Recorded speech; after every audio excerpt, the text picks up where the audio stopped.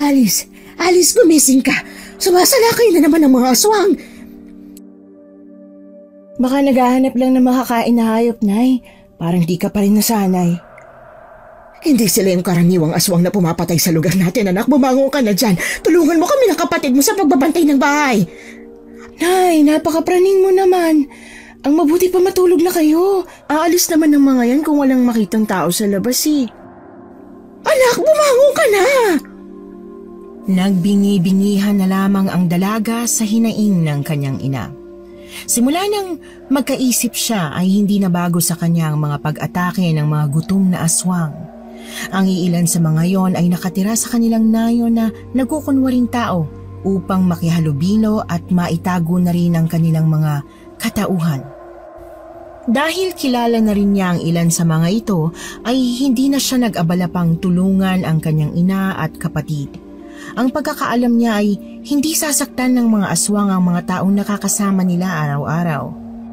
Niyakap nito ang kanyang unan at bumalik sa masarap niyang pagtulog. Nagising na lamang siya nang makarinig siya ng malakas na pagpalahaw.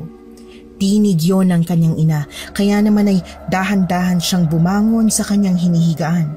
Kinusot-kusot pa nito ang kanyang mata bago lumabas ng kanilang bahay. Bea! Anak! Anak! Napakabata mo pa, anak! Hindi ko matatanggap ito. Diyos ko, bakit mo kami pinaparusahan ng ganito? Diyos ko, bakit? Nay, ano nangyari? Nasaan ka? Nasaan ka nung kinailangan ka namin? Anak! Ang kapatid mo! Ang kapatid mo! Doon lamang napagtanto ni Alice ang lahat. Inilibot niya ang kanyang paningin sa kabuuan ng nayon. Ang malansang amoy ng dugo na nakakalat sa lupa, maging ang mga dugoang katawan ng iilang kanayo nila. Sa kanyang harapan ay ang kanyang ina na yakap ang kanyang kapatid na maraming kagat ang katawan. Kapansin-pansin ang malaking sugat nito sa kanyang leeg, maging sa kanyang tiyan na halos wala ng laman. Nais masukan ni Alice sa kanyang nakita. Mas malala pa yon sa nakikita niyang wakwak na katawan ng mga hayop. Nay, sino may gawa nito? Sabihin mo, Nay.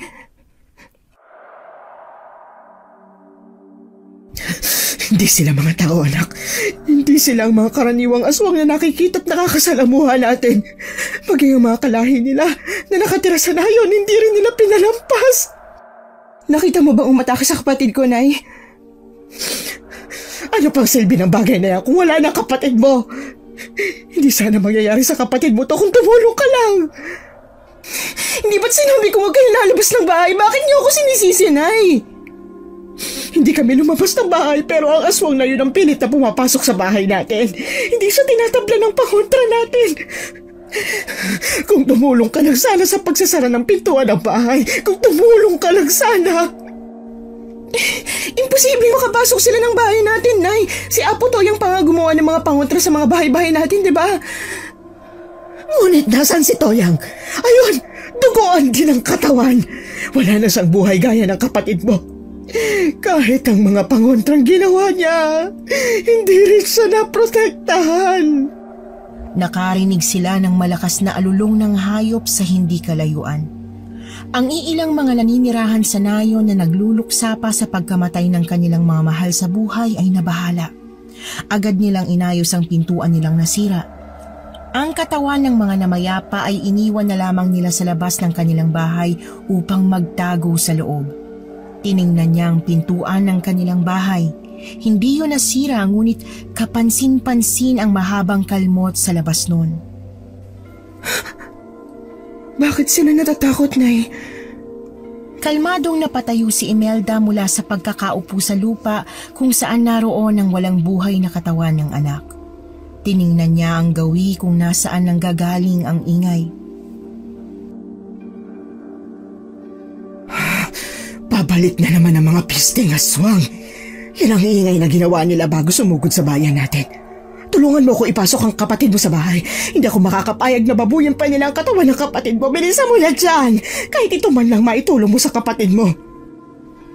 Ang kawalan ng init sa boses ng kanyang ina ay nanuot sa kanyang mga kalamnan na sinabayan pa ng malamig na hangin ng gabi. Madaling araw na yon, sa pagkakaalala ni Alice ay 2:00 na ng umaga. Agad niyang tinulungan ng kanyang ina sa pagbuhat ng kanyang kapatid. Nang tuluyan silang makapasok sa loob, ay nilingon niya muna ang gawi kung saan nagmumula ang papalapit na alulong. Isarado mong pintuan. Malapit na sila. Kukunin ko muna ang buntot pagi na pinakaingat-ingatan ng iyong ama. Hindi ko alam na meron tayong ganyan, Nay.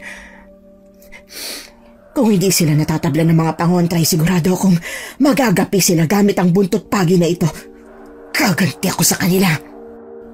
Hindi na hinintay pa ni Imelda ang kanyang anak na makapagsalita.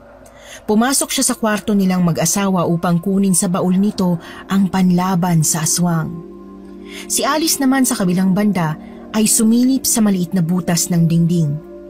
Wala siyang nakikita sa labas dahil na rin sa kadiliman ng gabi. Ang ilaw ng kanilang mga kapitbahay ay nakapatay na rin. Tanging ang kanilang bahay lamang ang nakikitaan ng liwanag. Ilang minuto ang lumipas nang may mapansin itong papalapit sa kanilang bahay. Tiningnan nito ang bakas ng dugo ng kanyang kapatid. Pinaliit ni Alice ang kanyang mata upang maaninag ang kabuuan ng mukha ng lalaki, ngunit hindi malinaw sa kanya ang mukha nito. Anong ginagawa mo dyan? Bakit hindi mo pinatay ang ilaw? Nay, may tao sa labas. Sinong mga ngahas na lumabas ng ganitong oras gayong nandyan ng mga aswang?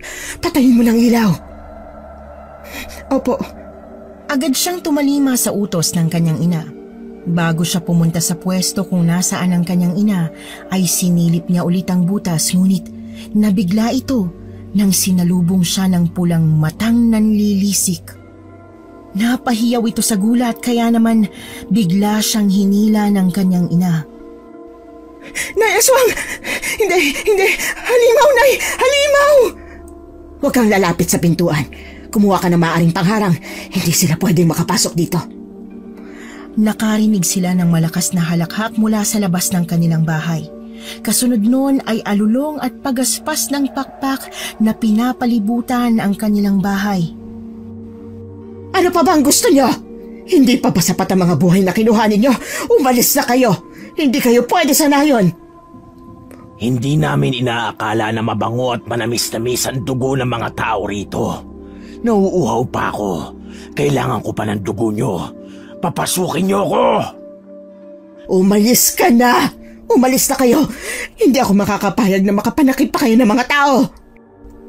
Sa tingin mo ba ay mapipigilan mo kami? Nagpapatawa ka ba? Mamili ka! Bubuksan mo ang pinto o sisirain namin ito para sa'yo? Huwag ka ring magpatawa. Habang buhay ako, hindi kayo makakapasok sa pamamahay ko. Ano itong naamoy ko?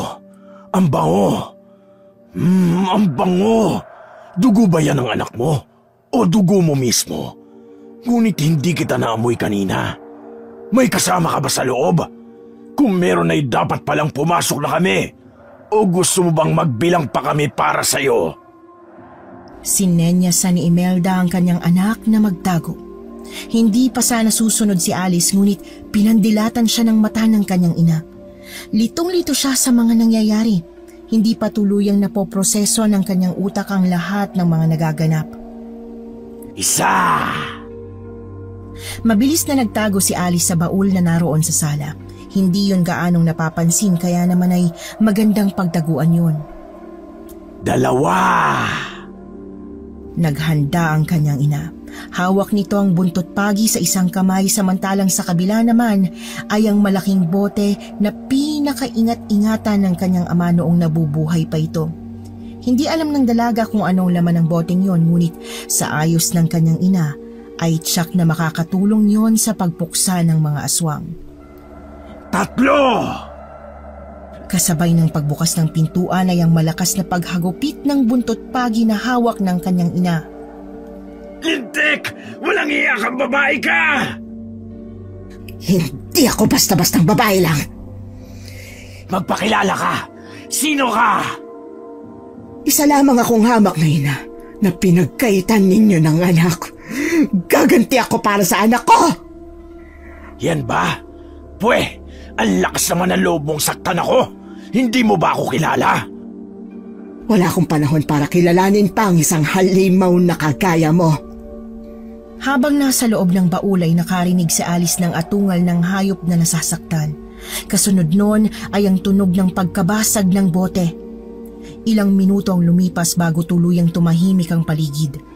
Dahan-dahang binuksan ni Alice ang baul na kanyang pinagtataguan. Doon niya nasilayan ng dugo ang katawan ng kanyang ina. Sa harapan nito ay ang nakatayong lalaki na nasa anyong aswang. Nanginginig si Alice sa takot at galit. Hindi nito alam kung anong emosyon ang uunahin. Tinitigan niya ang kabuuan ng aswang. Tinandaan niyang mabuti ang pilat sa bandang dibdib ng aswang na yon. Tulad ng balak ng kanyang ina ay gagantihan niya ang mga ito, ngunit sa pagkakataong magawa niya yon ay alam niyang magtatagumpay siya. Akala ko pa naman ay matutuwa ako sa laban natin. Naganda ka pa naman ng saktong panlaban sa akin. Hindi tulad ng peking albularyo ng nayo nyo. Paano ba yan? Hanggang sa susunod nating pagkikita. Malakas na napahalakhak ang aswang. Nilisan niya ang lugar na yon na may nanggagalaiting saksi sa pangyayari. Lumipas ang 5 taon ngunit sariwang-sariwa pa rin kay Alice ang lahat. Nilisan niya ang kanilang nayon sa pagbabakasakaling mahanap niya ang pumatay sa kanyang mahal sa buhay. Hindi siya makakapayag na mabuhay ang aswang na yon ng masaya, habang siya naman ay nakakulong sa alaalang yon. Mukhang malalim ang iniisip natin ah. Ako ba yan? Pwede ba, Bong? Kahit ngayon lang, tantanan mo muna ako. Ang sungit mo talaga kahit kailan. Hindi mo na ba ako love? Yamot ang nararamdaman ko kada nakikita kita.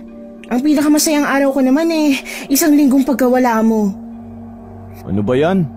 Habang ako dun sa lungsod para nang mamamatay dahil hindi kita nakikita. Ikaw naman dito, tuwang-tuwa pa. Hindi patas yun. I-deliver mo na nga tong pandesal. Wala akong oras sa pag-iinarte mo, hindi ka na bata, no? Akala ko ba baby mo ako?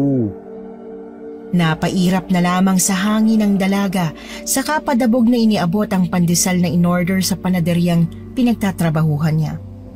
Pangsyam na lipat na niya sa lugar na yon. Sa loob ng 5 taon ay nagsanay ang dalaga at nagpalipat-lipat ng lugar upang hanapin ang aswang. Nararamdaman niya na sa lugar na yon ay mahahanap niya na yon. Kabaliktaran ng mga lugar na napuntahan na niya ay nahirapan siyang magkubli at makihalubilo dahil sa kakulitan ni Bong. Walang araw na hindi siya nito kinukulit.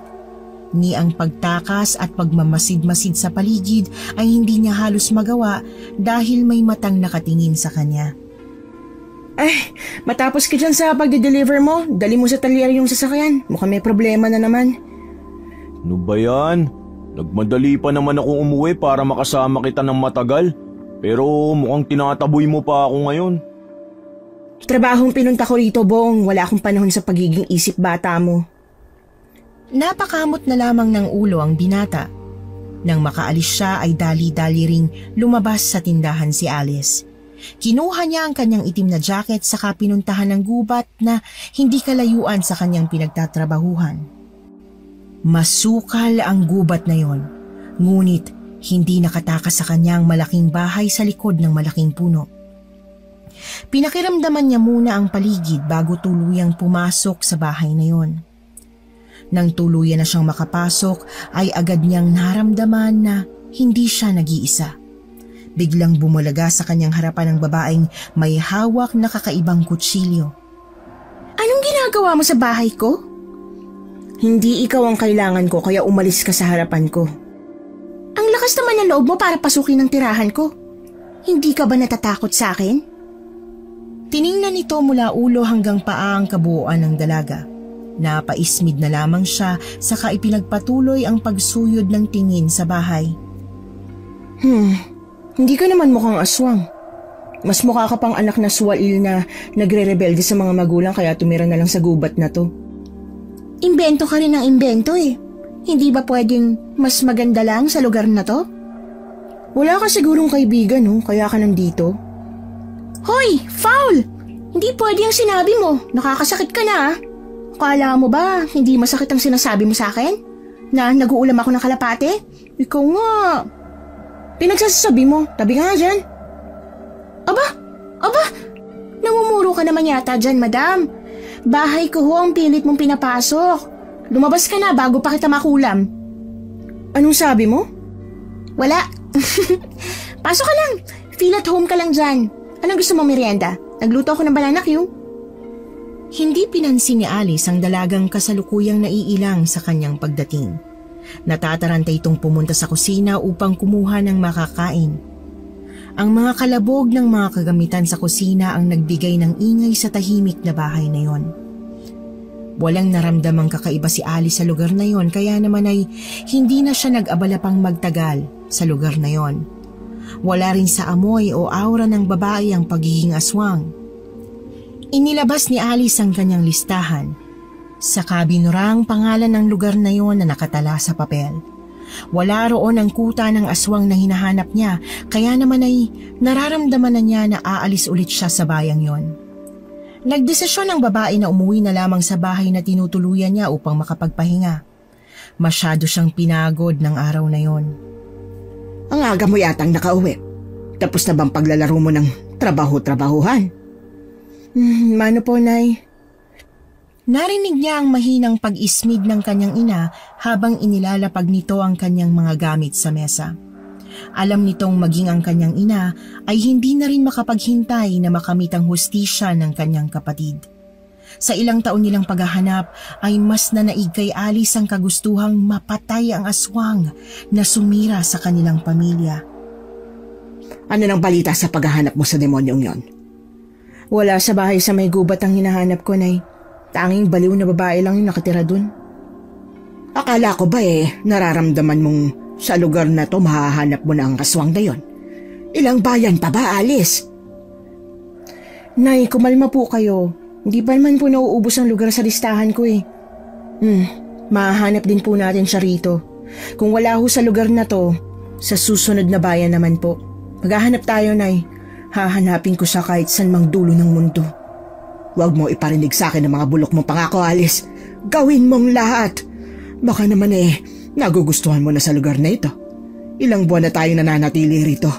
Itong lugar lang ang pinakamatagal nating natirhan. Ayoko rito, Alice.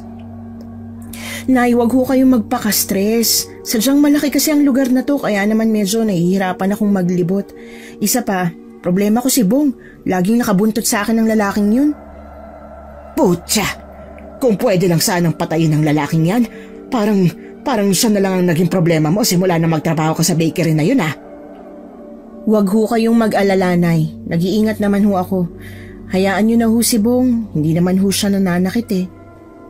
Pero pinababagal niyang paghahanap mo. Madali na lang hong suyurin ng buong bayan na to. Natapos ko naman po ang kasuluk-sulukan ng gubat eh. Hindi na sumagot ang kanyang ina sa kanya. Tahimik lamang nitong hinigop ang kanyang gatas na tinimpla ni Alice para sa kanya.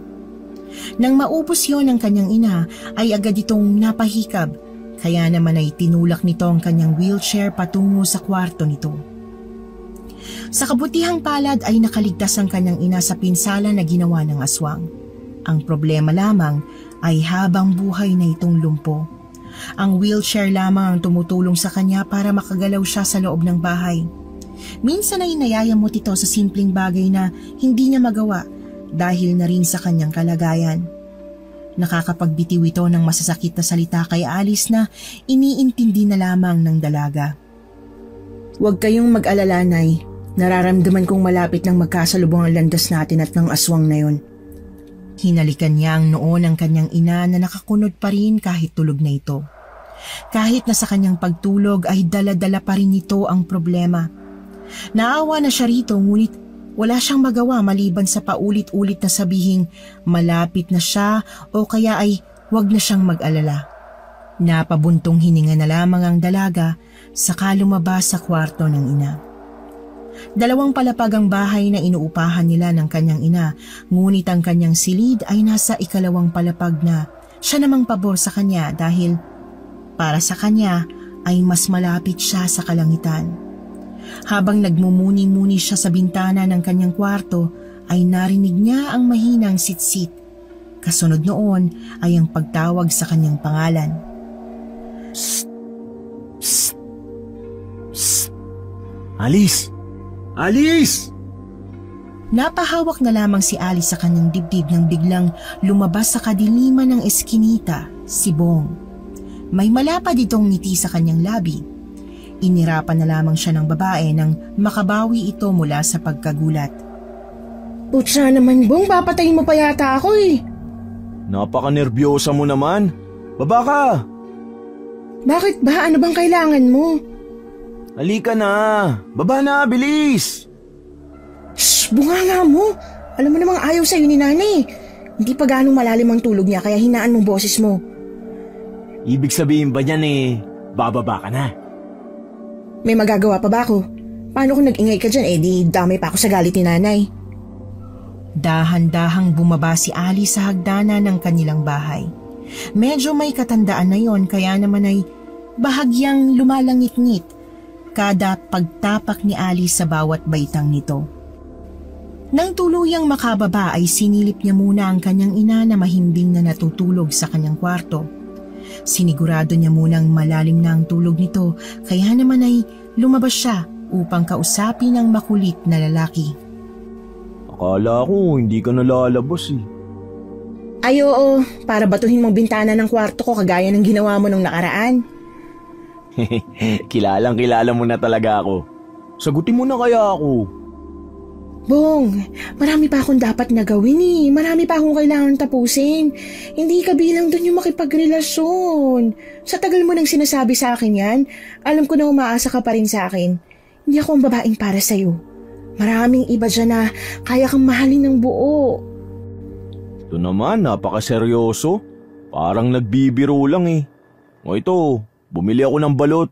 Alam kong magugustuhan mo to eh. Idinaan na lamang ng lalaki sa tawa ang sakit na dulot ng sinabi ng dalaga. Naghanap ito ng mapupwestohan saka inilabas ang balut. Iniabot nito sa dalaga ang isa na agad namang tinanggap nito. Hindi na lamang nagsalita ang babae para na rin hindi mapahiya ang lalaki. Tahimik nilang binalatan ng balut. Ang lalaki na mismong bumasag sa katahimikan na pumagitna sa kanilang dalawa. Oo nga pala, bakit bigla kang nawala kanina? Marami pa namang tao na bumili. Mabuti na lang at wala si boss. Nako, kapag naabutan niyang walang bantay ang bakery, siguradong papagalitan ka nun. Pero wala naman siya, diba? Swerte mo lang. Mabuti na lang talaga at gwapo ko kaya naman mabilis na ubos yung display natin mga tinapay, ha? Hambog mo talaga. Alam kong hindi makakabisita si amo. Isa pa, malapit lang naman pinagatiran mo ng tinapay. Ayaw nga pala, dahil kilala kita. Alam ko rin na nag-utos ka lang ng pwedeng magdala ng sasakyan sa talyer. Ibang klase ka talaga, Alice. Lagi kang lusot sa kahit na anong bagay eh. Ang swerte mo talaga. Hindi rin. Napatanaw na lamang sa malayo si Alice habang ninunguya ang balut na kanyang nabalatan. Nakatatak na sa kanyang isipan na hindi siya swerte. Kalkulado lang ang kanyang mga galaw dahil sa kanyang pag-iingat pero hindi siya swerte. Nakakalusot siya sa mga sitwasyon gaya ng nangyari sa bakery ng araw na yon dahil sa impormasyong narinig niya mula sa isa nilang katrabaho. Hindi niya namalaya na malalim siyang napabuntong hininga. Ang lalim niya na. Iniisip mo ba na baka pagalitan ka? Sus, huwag kang mag-alala. Hindi ka naman tatanggalin ni boss sa trabaho eh. Hindi na lamang nito itinama ang lalaki.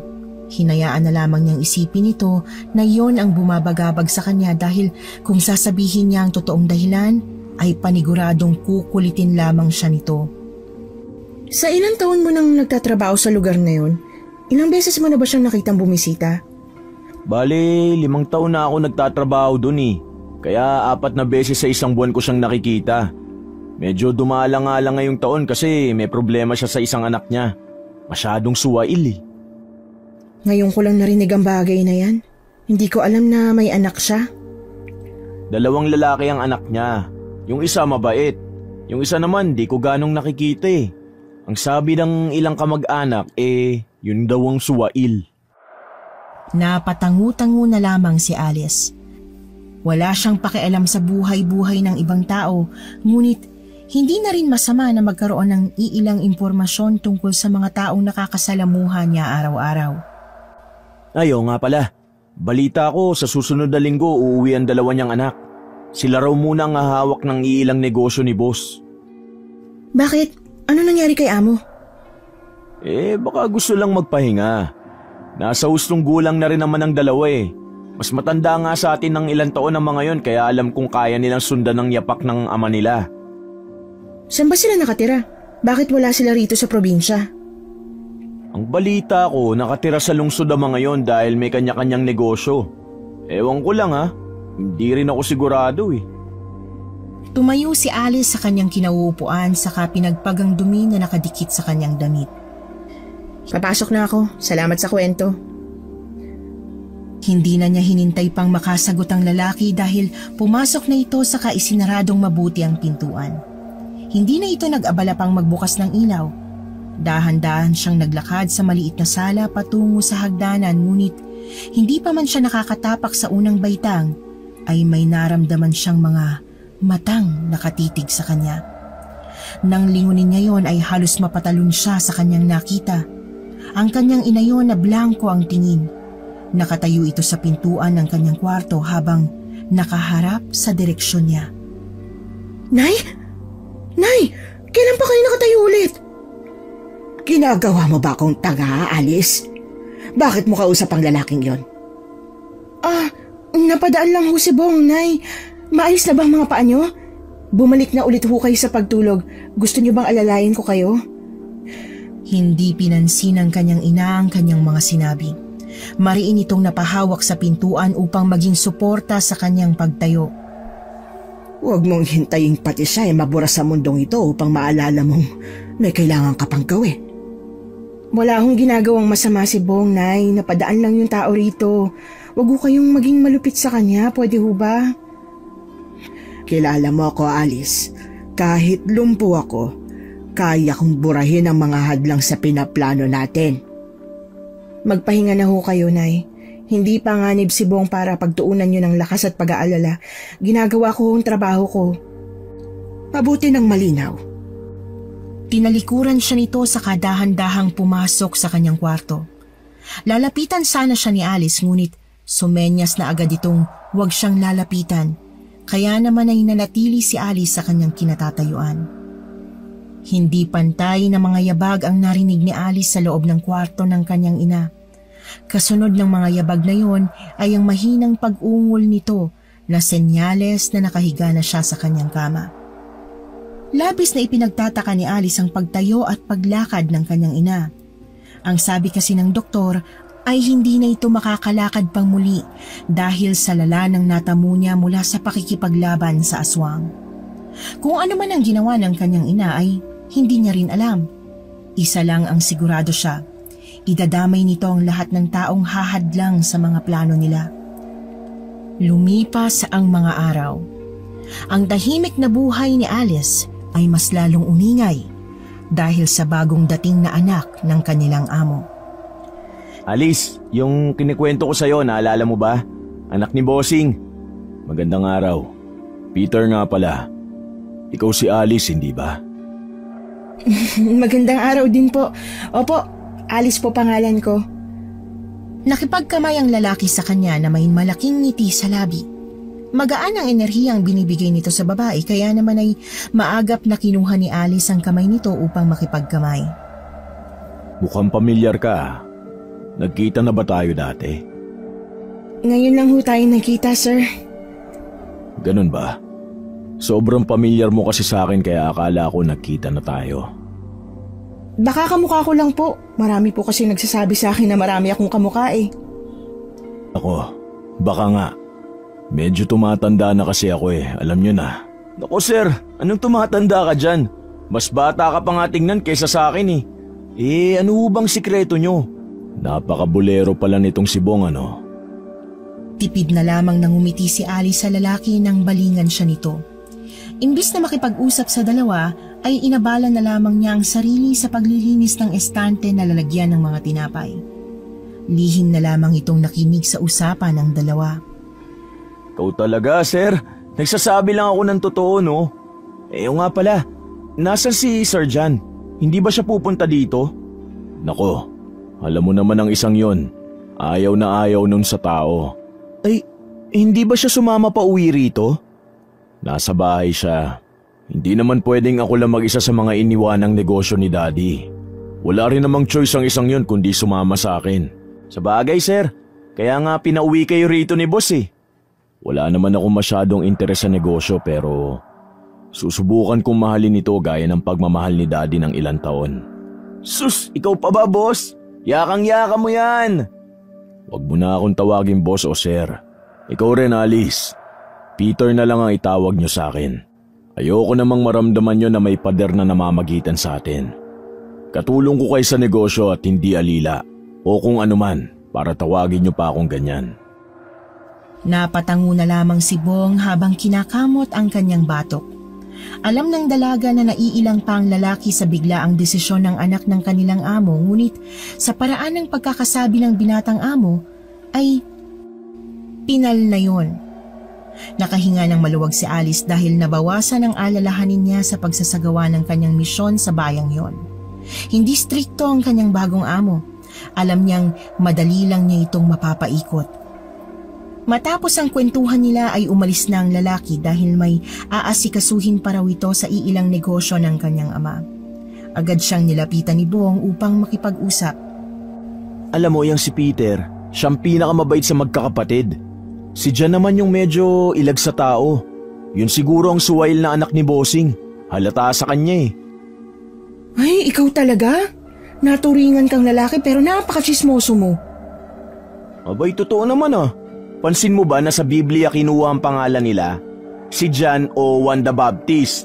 Tapos si Peter o Pedro naman, yung tapat na alagad ni Jesus. Hindi halata sa yung nagbabasa ka ng Biblia. Simula bata ako, sumasama na ako sa mga padasal ni Lola. Ikaw ba? Nagbabasa ka ba ng Biblia? O Katoliko ka ba? Hindi ako naniniwala sa relihiyon pero nakapagbasa na ako ng Biblia. Baka nakakalimutan mong itinanggi ni Pedro si Jesus ng 3 beses. Ibig bang sabihin masamang tao si Peter? Wala akong sinabing ganyan. Kung sa Biblia mo lamang ikukumpara ang mga ugali nila, hindi ka tanggap-tanggap ang ugali ni Pedro. Si John naman hindi ako naniniwalang ganun kasama. Maaring siya si Juan na espesyal na disipulo ni Jesus. Ibang klase ka, Alice. Hindi ka naniniwala sa relihiyon pero ang dami mong alam. Alam mo ba, wala akong masyadong alam sa Biblia, pero naniniwala akong may Diyos. Alam kong nandyan lang siya para dinggin ang mga panalangin ko. Hindi naniniwala si Alice sa Diyos. Ilang beses na siyang nagdasal ngunit hindi pinakikinggan ng Diyos ang kanyang mga panalangin. Lumaki siyang kasama ang mga aswang kaya ang tanging pinaniniwalaan lamang nila ay ang kapangyarihan ng albularyo. Buhat nang umalis si Alice sa lugar nila ay doon lamang niya nakilala ang Diyos na pinaniniwalaan ng karamihan. Sa pagkakataong yon ay hindi na Diyos ang kailangan niya. Mas kailangan niya ang kumilos dahil wala siyang aasahang iba kung hindi ang sarili lamang niya. Mauna na muna ako, Bong. May kailangan akong puntahan eh. Teka, 1 oras pa bago ang closing natin eh. Hintayin mo muna ako. Diyan ka na, ikaw na bahala dyan. Hindi na nito hinintay pang makasagot ang lalaki dahil dali-dali itong lumabas ng tindahan upang puntahan ang lugar na pinaghihinalaan niyang kuta ng aswang. Nang makarating siya sa lugar na yon, ay tanging abandonadong gusali lamang ang bumungad sa kanya. Walang bakas ng tao o aswang na namalagi doon. Napabuntong hininga na lamang siya saka lumabas ng gusali. Naglakad siya pa uwi, kung kaya't nadaanan ng bahay ng baliw na babae. Napagdesisyonan niyang pumasok na lamang doon upang bisitahin ang lugar. Hindi pa tuluyang nakakapasok ay bigla siyang hinarang ng babae. Anong ginagawa mo sa bahay ko? Noon lamang niya natingnan ng maayos ang dalaga. Kamukha siya ng kanyang namayapang kapatid, ngunit kapansin-pansin na ang malaking nunal nito sa gilid ng kanyang labi. Kung wala ang nunal na yon, ay mapagkakamalan niyang siya si Bea. Hindi niya pinansin ang nagbabantang tingin nito, bagkus ay lumapit pa siya sa mesa na maraming nakakalat na gamit. Dumako ang kanyang tingin sa maliit na bilog na kamukha ng isang mamahaling diamante. Ano mga bagay na to? Tsaka ano to? Ano to? Huwag mo yung hahawakan, seryoso ko. Masyado makapangyarihan ang bagay na yan. Bakit? Ano ba to? Naniniwala ka ba sa elemento? Hindi ko alam. Ano ba yan? Pero alam mo, totoo mga elemento eh. Nandito lang sila sa paligid natin. Nakikita ko rin sila paminsan-minsan. Yung bagay na yan, mahalaga yan sa kanila. Diyan sila kumukuha ng lakas. Pero syempre, dahil ako nang may hawak, napapasunod kong ilang mga elemento. Ilang tao nang naloko mo sa kwentong yan? Hoy! Hindi ako sinungaling ha. Nagsasabi ako ng totoo. Kung hindi ka naniniwala sa mga elemento, naniniwala ka ba sa mga aswang? Doon lamang sumeryoso si Alice sa huling salitang binitiwan ng babae. Ngunit hindi nito pinahalata sa kaharap niya na interesado siya sa kwento nito. Anong alam mo sa mga aswang? Interesado siya. Ang mga aswang may iba't ibang uri at anyo. Merong malakas, meron ding mahihina. Siyempre, kung may masasama, meron ding mabubuti. Hindi ako naniniwalang may mabubuting mga aswang. Bakit? Nakasalumuha mo na ba silang lahat? Magkaiba tayo ng paniniwala pero alam kong lahat sila masasama. Alam mo ba na ilan sa kanila nayanggaw lang kaya sila naging aswang? Ang mga malalakas na aswang lang may kakayahang makagawa ng bagay na yon. Huwag kang basta-bastang magalit sa lahat ng aswang dahil hindi mo sila kilala. Sinira nilang buhay ko. Pinatay nilang kapatid ko. Naiintindihan kong galit mo. Napailing na lamang si Alice. Hindi siya naiintindihan ng babae. Sa paniniwala pa lamang nito na may mababait na aswang ay sumama na ang timpla ng mukha ni Alice. Bakit pa ba ako nakikipag-usap sa baliw na babaeng to? Makaalis na nga. Tatalikuran na sana niya ang babae nang hulihin nito ang kanyang kamay. Matagal niya itong hinawakan. Nakaramdam na lamang si Alice ng kakaiba sa kanyang katawan. Nakahinga siya ng maayos matapos makaramdam ng mainit na dumampi sa kanyang balat. May ginawa akong munting dasal para mapakalma ka. Huwag ka mag-alala. Malapit mo nang makitang hinahanap mo. Anong ginawa mo sa akin? Secret. Tinatanggap ko agad ang pasasalamat mo kaya walang anuman. Agad na sinakal ni Alice ang dalaga na siya namang ikinabigla nito.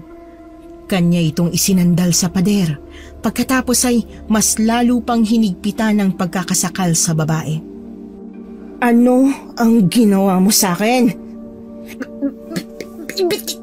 Bitiwan mo ako! Hindi kita bibitiwan kung hindi mo sa akin sasabihin ng lahat. Sino ka? At anong ginawa mo sa akin? Nagpumiglas ang babae sa pagkakahawak nito kung saan ito'y nagtagumpay na makawala. Lumayo ito kay Alice sa kahinabulang hininga habang napaubo. Ano ba? Paano ako makakapagsalita? Nanakal ka na. Common sense. Kakainis. Tingnan mo, nagmarka tuloy. Sagutin mong tanong ko kung ayaw mo masaktan ulit. Ipabarangay kita dyan eh. Anong sabi mo? Ay, hala siya, bingi. Ikaw tong pumasok ng bigla-bigla dito sa bahay ko, nanakit. Pagkatapos pinagbantaan mo pang buhay ko. Sa tingin mo ba hindi kita dadalhin sa presinto sa ginawa mo sa akin? Ikaw na nga itong tinulungan eh. Hindi mo ako matatakot dyan sa mga banta mo. Ang tanong kong sagutin mo. Ay, oo na. Ang kulit eh. Isa akong manggagamot. Kuta ko tong bahay na to. Correction pala ha. Bahay ko. Bahay ko. Pagmamayari ko na to. 2 taon pa lang ako rito pero maayos ang buhay ko. Ngayon pala hindi na. Dumating ka kasi. Hindi pinansin ni Alice ang ibang sinabi nito. Nakatuon lamang ang kanyang pansin sa naunang sinabi ng babaeng kaharap niya. Manggagamot? Ibig sabihin isa kang ermitanya? O hindi kaya isang albularyo? Sa gubat lang ako nakatira pero hindi ako ermitanya ha. Albularyo pwede pa. Hindi ako basta-basta ang albularyo kasi sa dugo ko nananalaytay ang kapangyarihan ng mga ninuno ko. Sa sinabi ng dalaga ay doon pa lamang kumalma si Alice. Desidido siyang gamitin ang kapangyarihan ng babae sa oras na mapatunayan niyang albularyo ito. Pwede mo bang ituro sa akin ang hinahanap ko? Ay, hindi na abot ng powers ko yan. Huwag ka mag-alala dahil alam kong malapit mo na siyang makita o baka nasa paligid lang siya. Paano ka nakakasiguro? Wala, may trust issues. Huwag kang mag-alala dahil hindi nagkakamali ang gunita ko. Alam ko, malapit na siya. Babalik ako rito. Salamat sa impormasyon. Nax, marunong ka pala magpasalamat ha. Tandaan mo ang pangalan ko, Tanya. Ikaw, ano pangalan mo? Alice. Kalmadong nilisan ni Alice ang lugar na yon. Kasabay ng maliit na pagkaway na sinundan lamang ng tingin ni Tanya. Kung nasa paligid lang ang hinahanap niya ayon sa sinabi ni Tanya, ay hindi nga siya nagkakamali sa pagpili ng lugar na yon. Doon niya mahahanap ang aswang na ilang taon na niyang gustong makita. Sa loob ng ilang taon ng paghahanap ay hindi mapigilan ni Alice na hindi masabik na sabihin sa kanyang ina ang balitang yon. Ang ngiti sa kanyang muka ay agad ding naglaho dahil sa seryosong tingin ng kanyang ina na nakaabang sa pintuan ng bahay. Kasalukuyan itong nakaupo sa kanyang wheelchair. Ang pagtayo nito at paglakad ay hindi na nasundan pa. Lumapit siya sa kanyang ina upang magmano. Mano po, Nay. Bakit nandito po kayo sa labas? Baka mahamugan po kayo at sumakit na naman yung paa nyo. Saan ka nang galing? Hindi mo ba narinig ang balita na may aswang na umatake sa kabilang kanto? Ho? Aswang? Naghahanap ka ba talaga o nagliliwaliw sa lugar na ito? Bali-balitang wakwak ang katawan ng baka ni Pedring. Simot na simot din ang dugo ng baka kaya naman nang marinig ko yon. Naalala kong mga aswang sanayo natin. Alice, nandito na sila. Huwag kang magpabaya, maghanda ka. Teka lang, Nay. Pupuntahan ko lang po ang lugar na yon. Wala sa sariling tinakbo ni Alice ang kalsada patungong lugar na pinangyarihan ng pagpatay. Pumasok sa isipan ni Alice ang sinabi sa kanya ni Tanya. Ibig sabihin lamang nun ay malapit na siya. Nang dumating siya sa lugar na yon ay kumpol ng tao ang sumalubong sa kanya. Maraming mga haka-haka ang kanyang narinig. Karamihan pa doon ay kung hindi aswang ang may gawa ay isang taong lulong sa ipinagbabawal na gamot. Halos masuka si Alice sa kanyang nakita. Sa loob ng 5 taon ay noon lamang niya ulit nakita ang kalunos-lunos na sinapit ng hayop. Sa tingin mo ba ay tao ang may gawa niyan? Nabigla si Alice sa boses ng lalaki na nasa kanyang likuran. Sobrang lapit ng mukha nito kaya agad niyang inilayo ang kanyang mukha. Peter, ikaw pala. Anong ginagawa mo rito? Napadaan lang. Ang dami kasing tao kaya nakiusyoso na rin. Napahalakhak na lamang ito ng malakas kaya naman nagtinginan ng mga tao sa kanila. Napatungo na lamang si Alice dahil sa atensyon na ipinukol sa kanila ng mga tao. Masama ang tingin ng mga ito. Nang mapansin ng lalaki ang masamang tingin ng mga tao ay napaubo na lamang ito saka iniba ang usapan. Ganito ba ang nangyayari sa lugar na ito? Itong unang beses eh. Mukhang masusundan pa. Hindi na nito narinig ang sinabi ng lalaki dahil biglang lumapit sa kanila si Bong na ngumunguya pa ng pandesal. Hoy, Peter! Alice! Sabi na nga ba kayo yan eh. Kawawa yung baka, no? Walang puso talaga yung gumawa niyan sa kanya. Ibang klase ka rin eh. Nakuha mo pang kumain sa harap ng nagkalasog-lasog na katawan ng baka? Ganun talaga, bossing. Matibay itong sikmura ako eh. Sa tingin niyo ba, tao ang may gawa niyan? Ako sa tingin ko hindi. Ikaw, Alice, ano sa tingin mo? Aswang ang may gawa niyan. Nagbibigay siya ng babala sa mga tao rito na magsisimula ang sunod-sunod niyang pagpatay. Naku, Peter, huwag ka magpapaniwala dyan kay Alice. Minsan talaga ganyan yan eh. Walang aswang. Manalig lang tayo sa may kapal. Napansin ni Alice ang pagngiti ng binata habang nakakamot sa kanyang ulo. Napakunot ito ng noo sa kanyang reaksyon, ngunit agad din naman niyang ipinagsawalang bahala yon. Wala siyang oras na isipin pa si Peter maging ang sinabi ni Bong. Kailangan niyang mahanap agad ang aswang na tinutugis niya. Ang mabuti pa umuwi na tayo. Anong oras na eh? Gusto niyo bang sumabay sa akin? Hindi na nakatanggi pa si Alice dahil agad siyang inakbayan ni Bong saka tumango sa lalaking kaharap nila. Sasabay na kami, bossing. Baka mapano pa tong si Alice sa daan eh. Walang ingay sa loob ng sasakyan maliban sa panakanakang pagsipol ni Bong. Naiirita si Alice sa tunog dahil parang sirang plaka ito na paulit-ulit ang musika. Walang simula o katapusan. Kung hindi lang siya nahihiya kay Peter ay baka nasapok na niya ang binata. Paborito mo rin ba ang kantang yan, Bong? Agad na napalingon si Bong sa amo nila na kasalukuyang nagmamaneho ng sasakyan. Sa passenger seat nakaupo si Bong, samantalang si Alice naman ay nasa likuran na nakahalukip-kip. Hala, boss! Paborito mo rin ang larawang kupas? Actually, si Jan ang may gusto niyan. Paborito kasi yan ni Mami na naging paborito na rin ng kapatid ko. Ako naman nakikinig lang.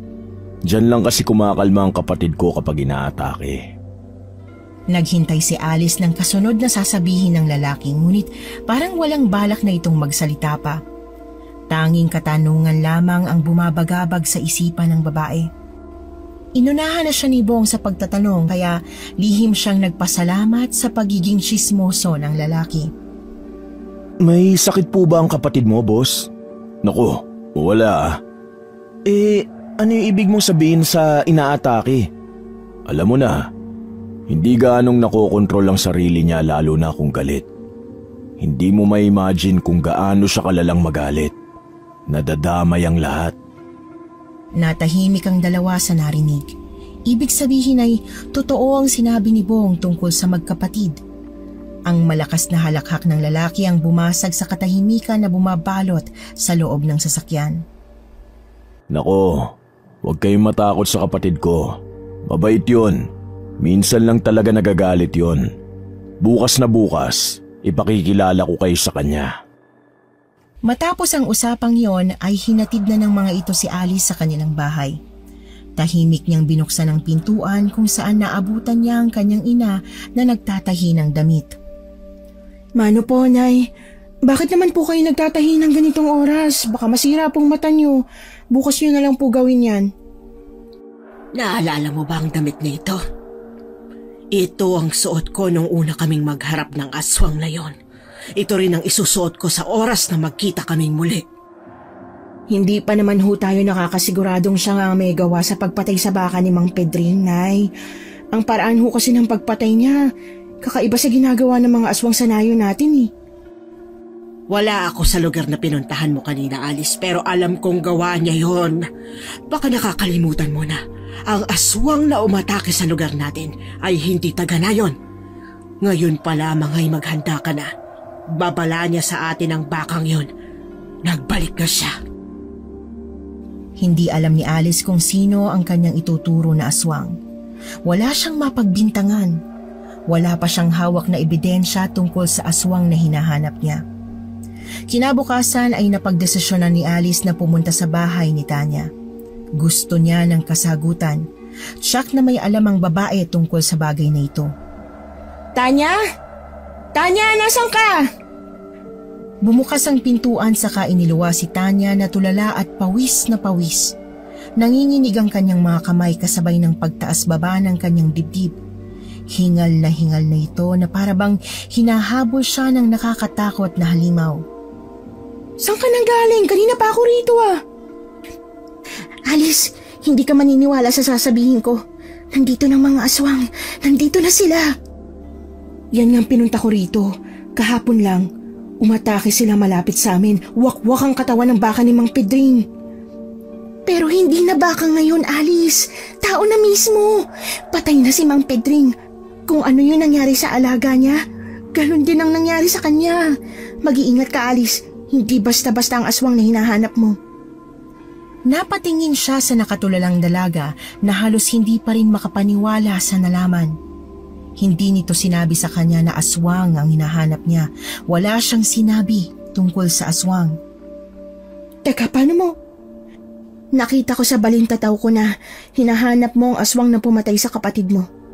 Nakita mo na siya, Alice. Alalahanin mong mabuti. Nakita mo na siya.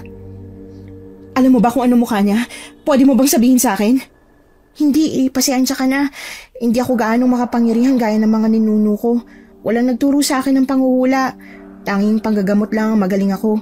Basta ang mapapayo ko lang sa'yo, mag-iingat ka palagi. Nasa paligid mo lang siya. Kilala ka niya, Alice. Wala naman akong gaano nakakahalubilo maliban kay Bong, yung katrabaho ko. Pero wala naman sa wangis at amoy niya ang pagiging aswang. Kahit sino pa yan, mag-iingat ka pa rin, Alice. Malala ka sa mga aswang. Kaya nilang magkubli.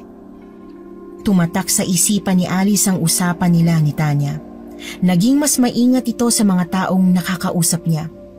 Hindi rin muna nito sinabi sa kanyang ina ang kanyang nalaman. Ayaw niyang mag-alala pa ito sa kanya. Kilala niya ang kanyang ina.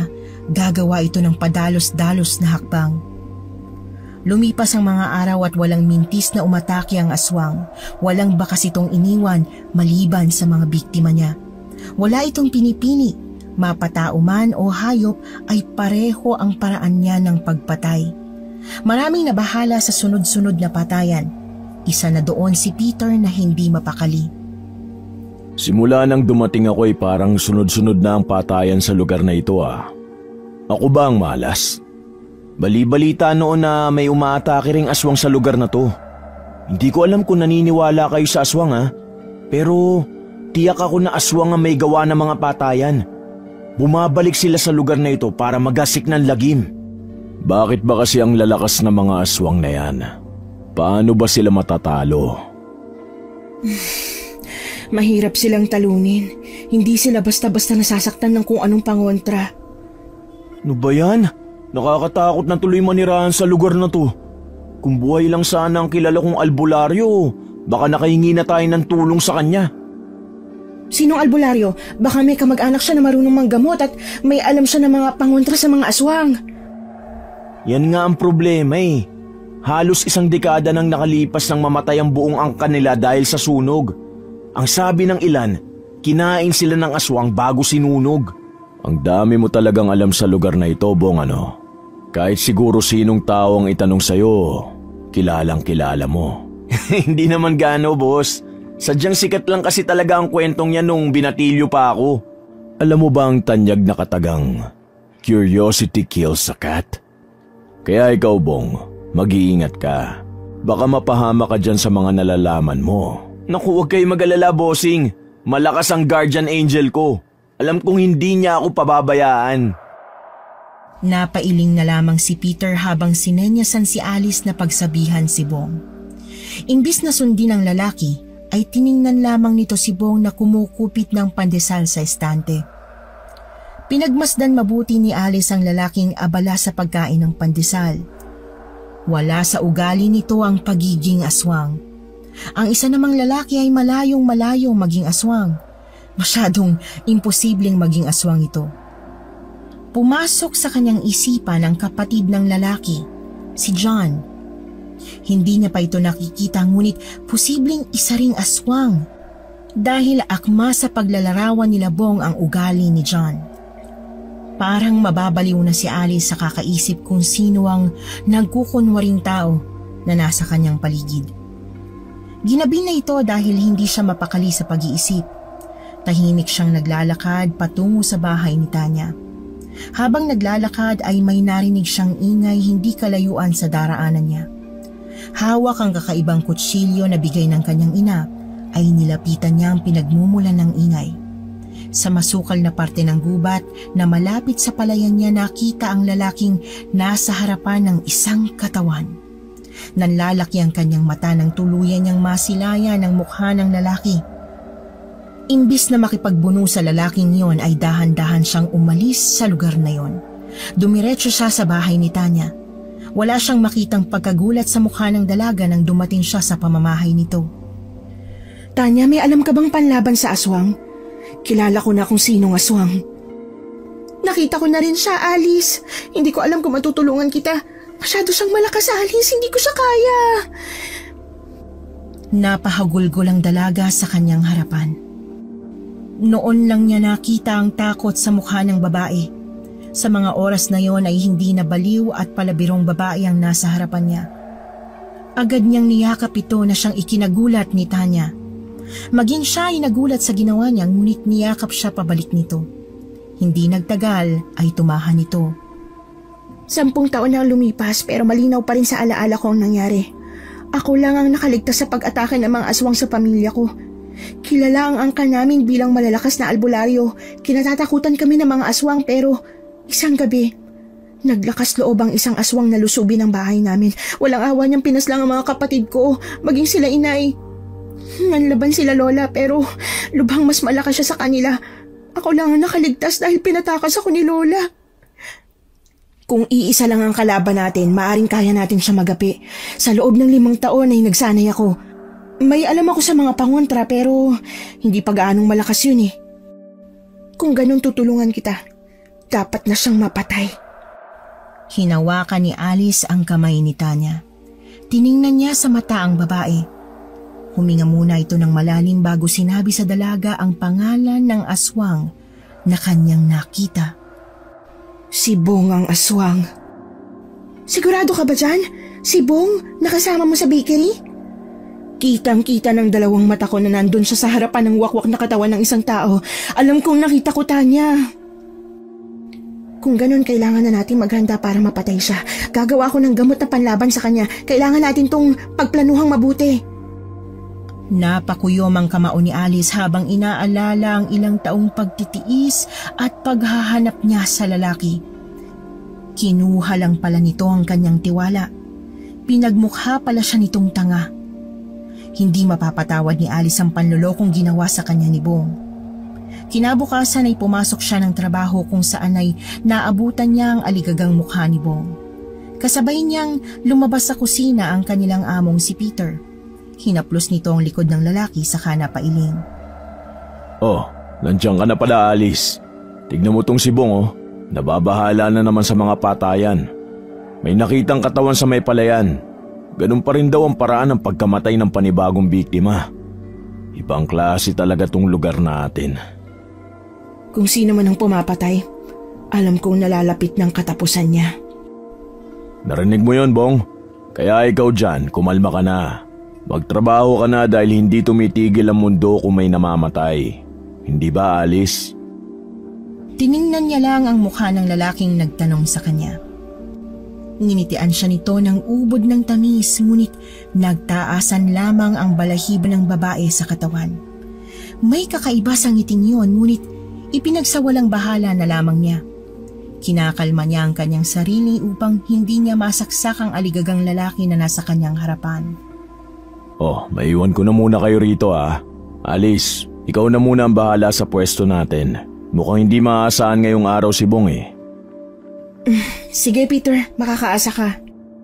Salamat, Alice. Ikaw, Bong, yung billing ko sa'yo, ah. Huwag mong kalilimutan. Oo, Peter. Kumaway ng may ngiti sa labi si Peter bago tuluyang nilisan ang bakery. Pinaharurot nito ang kanyang sasakyan. Nang makaalis ang lalaki, ay nanginginig na nilagok ni Bong ang bote ng tubig. Habol nito ang kanyang hininga. Nanginginig ang kanyang tuhod na napaupo sa upuang malapit sa kanya. Alice, ikaw na muna ang bahala dito, ha. Mauna na muna ako sa'yo. Hindi nito sinagot ang lalaki. Ilang beses itong huminga ng malalim upang pakalmahin ang sarili. Kung siya lang ang masusunod ay nasaksak na niya ang lalaki habang nasa anyong tao pa ito. Ilang oras ang hinintay ni Alice bago tuluyang isinarado ang bakery. Naisipan itong daanan ng palayan kung saan niya nakita si Bong na nakatayo sa harapan ng katawan ng isang tao. Madilim na ng mga oras na yon kaya naman iilan-ilan na lamang ang taong nakasalubong niya. Nang makarating siya sa lugar na yon ay nakita niya ang pamilyar na likod ng lalaki. Si Bong yon. Kung ano ang kanyang pwesto noong nakaraang gabi ay ganoon pa rin ang pwesto niya. Napailing siya habang nakatingin sa lupa. Sapo nito ang kanyang ulo bago tuluyang umalis sa lugar na yon. Ang walang hiya. May gana pa talaga siyang bumalik sa lugar na to. Sinundan ni Alice ang lalaki. Nagtaka ito nang makarating siya sa pamilyar na daanan. Patungo yon sa bahay ni Tanya. Putya, hindi talaga siya basta-bastang aswang. Pati yung kuta ni Tanya, natuntun pa niya. Dahan-dahan niya itong sinundan. Kailangan niyang mag-ingat dahil walang magliligtas sa kanila pareho kung mahuli silang dalawa. Tuloy-tuloy lamang ang pagpasok nito sa bahay ni Tanya na waribay alam na niya ang lugar. Ilang minuto ang lumipas bago siya sumunod sa loob ng bahay kung saan narinig niya ang malakas na kalabog. Dali-dali itong pumasok. Hindi nito inaasahan ang kanyang nakita. Magkayakap si Bong at Tanya. Tanya, lumayo ka sa kanya! Isa siyang aswang! Siya ang aswang na sinasabi ko sa'yo! Aswang? Siyang sinasabi mong Bong na katrabaho mong aswang? Siya nga, kaya lumayo ka na sa kanya. Alice, paano mo nalaman ng lugar na ito? Dapat na ikaw ang tanungin ko sa bagay na yan. Paano ka nakapasok sa lugar na to, ha? Balak mo bang patahimikin si Tanya? Hindi kita maintindihan, Alice. Kitang-kita ng mata kong naroon ka sa may palayan habang tinitingnan mong unti-unting namamatay yung panibago mong biktima. Aswang ka! Nagkakamali ka. Hindi ako aswang. Sinungaling ka! Papaikutin mo pa kami? Susuguri na sana ni Alice ang lalaki nang harangin siya ni Tanya. Nagsasabi siya ng totoo, Alice. Hindi aswang si Bong. Matalik ko siyang kaibigan. Ang mga magulang niyang kumupkup sa akin nung wala akong mapuntahan. Kung ano man ang nakita mo, mali ang iniisip mo. Sinubukan ko iligtas ang lalaking yun ngunit huli na ang lahat. Sa katunayan, kilala ko ang aswang na pumapatay sa lugar na ito. Sino? Sino pumapatay kung hindi ikaw? Sagutin mo tanong ko. Si Peter. Si Peter ang pumapatay. Siya ang aswang. Hindi makapaniwalang napatakip ng bibig si Alice. Ni minsan ay hindi niya pinaghinalaan ng lalaki. Kung titingnang mabuti ay nagsimula nga ang lahat ng pagpatay noong dumating siya. Ang akala niya ay nagkataon lang ang lahat. Doon lamang niya napagtagpi-tagpi ang lahat. Kaya pala ganoon na lamang ang inasal niya noong unang beses na nakita niya ang patay na baka. Babala pala yon sa kanya. Alam mo bang nakakatawa? Alam niya na nakita ko siya kaya pinagbantaan niya ako kanina. Balak niyang gamitin ng kapatid niya para sumalo ng lahat ng ginawa niya. May hinahanap din kaming aswang ni Bong, Alice. Hindi lang namin inaakala na pareho pala tayo ng hinahanap. Gusto ko rin magiganti sa ginawa niya sa pamilya ko. Matapos bitiwan ni Tanya ang mga salitang yon ay bumukas ang pintuan. Isang malakas na halakhak ang umalingaw-ngaw sa gubat. Ang pamilyar na tawang yon ang nagpabalik ng alaala ni Alice 5 taon nang nakakalipas. Sabi na nga ba dito ko lang kayo matatagpuan? Ang aking munting mga daga. Ikaw! Kaya pala pamilyar ang amoy mo. Ikaw pala ang naaamoy ko sa nayong yon. Ang lakas ng loob mo magpakita pang muli, ha? Magbabayad ka sa ginawa mo! Mabilis niyang sinugod ang lalaki ng kutsilyong bigay ng kanyang ina, ngunit agad itong nakaiwas. Gamit ang pinatalas niyang kuko ay kinalmot niya ang braso ni Alice na siyang ikinaungol ng babae. Alice! Ano ang ginawa niyo sa ilang taon? Bakit ang hihina niyo pa rin? Diyan ka nagkakamali. Isinaboy ni Tanya ang laman ng bote na kanyang dinasalan. Nanigas ang lalaki sa kanyang kinatatayuan dahil sa hapdi ng epekto ng tubig na isinaboy sa kanya. Maagap na inilabas ni Bong ang kanyang sandata maging ang krus na may dasal ng mga pari. Ang matulis na parte ng krus ang siyang ginamit niyang pansaksak sa lalaki. Napadaing ito sa sakit. Agad niyang binunot ang nakasaksak na krus sa kanyang balat. Napaigik ito dahil sa hapdi ng mahawakan niyang metal na parte ng krus. Natawa na lamang ito habang dinaramdam ang sakit. Ha! Mga lintik! Akala niyo ba matatalo niyo ako sa simpleng pagganito niyo? Mga hampas lupa! Hindi natatapos dyan ang lahat. Nagsisimula pa lang tayo. Walang pag-aalinlangang ginamit niya ang itak na may dasal ni Tanya. Malakas niyang hinataw ang braso ng lalaki. Nasugatan niya ito. Lumayo ito sa kanila at unti-unting nag-anyong aswang. Hubad ang kanyang katawan kung saan kitang-kita ni Alice ang pilat sa dibdib ng lalaki. Siya nga ang hinahanap nito. Mabilis pa sa 4:00 sinugod ni Peter ang mga nabiglang taong naroon. Mahigpit niyang sinakal si Alice na halos magpawala ng ulirat ng babae. Nandidilim na ang kanyang paningin habang nilalabanan ng mahigpit na pagkakasakal sa kanya ng aswang. Isang malakas na paghataw ng buntot pagi ang nagpabitaw sa mahigpit na pagkakahawak ng aswang sa kanya. Nilingon nito ang taong may hawak ng buntot pagi. Napansin ni Alice na nanlalaki ang mata ni Peter habang nakatingin sa kanyang ina. Buhay ka? Hindi ba't sinabi kong magkikita pa tayo? Ano? Naalala mo ba ang sakit na dulot ng buntot pagi na ito? Buwisit ka! Dapat pinatay na kita noon pa! Kasalanan mo yan! Ngayon ang araw ng paghihiganti ko sa pagpatay mo sa anak ko! Kasunod ng malalakas na paghagupit ng latigo ay ang pagsaksak ni Bong sa dibdib ni Peter mula sa likuran. Tumagos ang kutsilyo na ginamit niya sa kanyang dibdib. Napaubo ng dugo ang aswang habang nakatingin sa duguan nitong dibdib. Walang sinayang na oras si Tanya at Alice. Kinuha nila ang kadenang kanilang inihanda. Mabilis nilang ginapos si Peter. Tuluyang natumba ang lalaki at nawalan ng malay. Dinala nila ang katawan nito sa likod ng bahay kung saan may nakahandang libingan. Ilang minutong lumipas nang magkamalay ito. Tiningnan niya isa-isa ang mga taong naroon, saka tinawanan habang tumutulo ang kanyang dugo mula sa kanyang dibdib at bibig. Pinaghandaan niyo talaga ako! Hindi niyo kaya mga kalahi ko! Sa oras na mamatay ako, iisa-isahin nila kayo! Hindi sila titigil hanggat hindi kayo nauubos! Tumahimik ka! Sinaksak ng ina ni Alice ang dibdib ng lalaki. Hindi ito tumigil hanggat may nakikita pa siyang paghinga mula sa aswang. Kung hindi pa siya inawat ni Bong at Tanya, ay hindi pa ito hihinto. Tama na po! Patay na po siya! Ang mabuti pa'y sunugin natin ang katawan niya bago pa maamoy na mga kalahi niyang nabubulok niyang katawan. Agad na sumunod ang babaeng naroon. Sinunog nila ang katawan ni Peter. Ang amoy ng pinaghalong nasusunog na laman loob ang umalingasaw sa gubat na yun.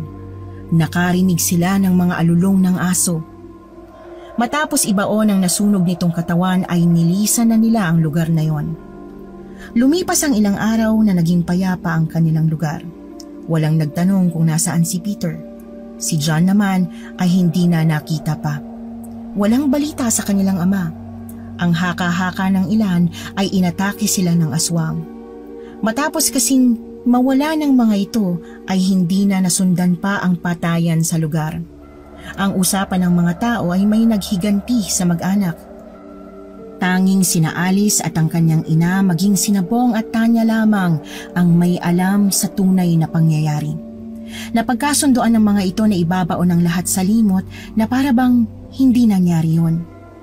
Aalis na ba talaga kayo sa lugar na to? Tapos na ang misyon namin ni Nanay. Napagdesisyonan namin na magsimula ulit sa malayong lugar. Kung maaari lamang, Tanya, ikalimutan mo na rin kami. Maraming salamat sa naging tulong niyo sa amin ng anak ko. Hindi naman po yata pwede yun, Nay Melds. Hirap kayang kalimutan nitong si Alice. Ay naku, ikaw talagang lalaki ka. Pero agree ako sa sinabi ni Nanay Melds. Hindi namin kayo basta-bastang makakalimutan. Salamat po sa tulong niyo. Niyakap na lamang ng matandang babae ang dalawa saka nagpaalam. Napangiti na lamang si Alice saka nakiyakap na rin sa tatlo. Tapos na ang lahat. Gumaan ang pakiramdam nilang mag-ina dahil nawala ang tinik sa relasyon nilang dalawa.